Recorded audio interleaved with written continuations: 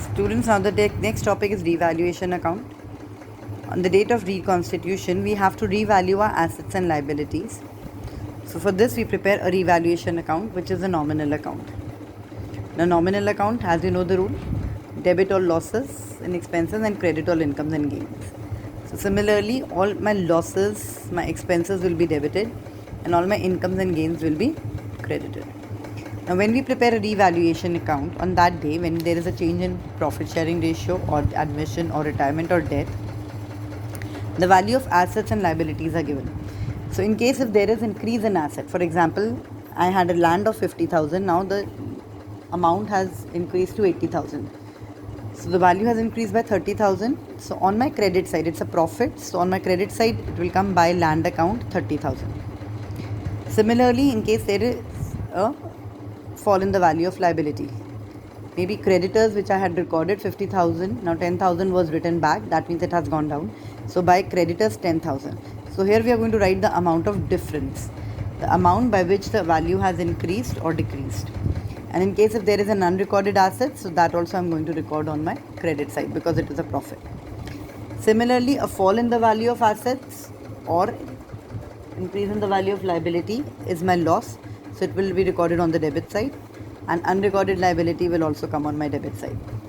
Now this is a nominal account. So as we used to prepare a trading account or a P&L account, when our credit side used to be more than debit side, we used to have gross profit or net profit. Similarly, here we'll have revaluation profit, and this profit will be transferred to partners' capital account in their old ratio. And if my debit is more than credit, as we used to have a trading account, so we used to have gross loss. So here we'll have revaluation loss, which will be transferred to the partners' capital account in their old ratio. Coming to the journal entries, when there is increase in asset, so as if you remember the modern approach, increase in the asset is debited, decrease in the liability is debited. So asset account debit, liability account debit. If unrecorded asset is there, so even that will be debited to revaluation account. And here we'll note the amount of changes. In case if there is a decrease in asset or increase in liability, so revaluation account debit to asset account to liability account to unrecorded as liability. Means this is the second entry with these three, this is the second entry with all these three, the first entry. Now for revaluation profit. If my credit is more than debit, so revaluation account will be debited and partners capital account will be credited in the old ratio.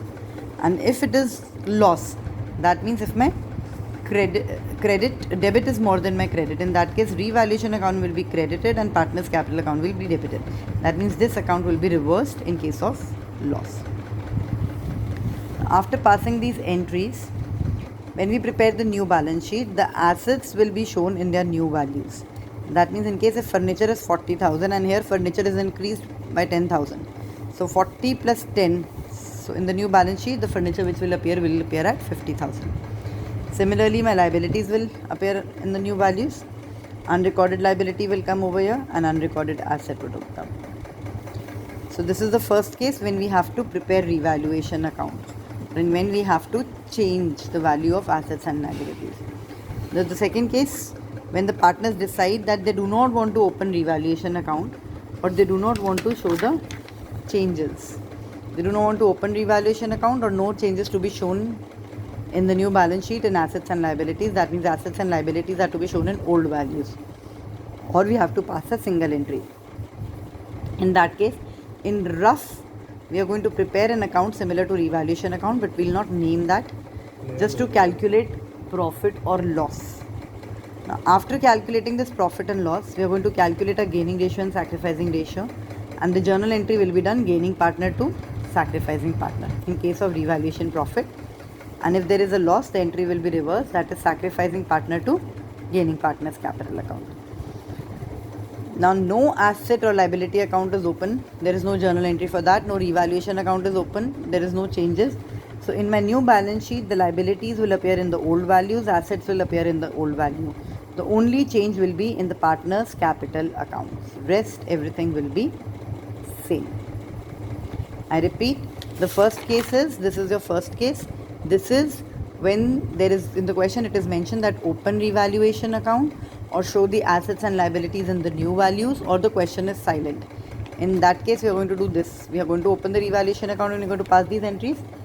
If in the question they say that do not open revaluation account or no changes to be shown in the assets and liabilities, then we are going to do the single entry gaining to sacrificing.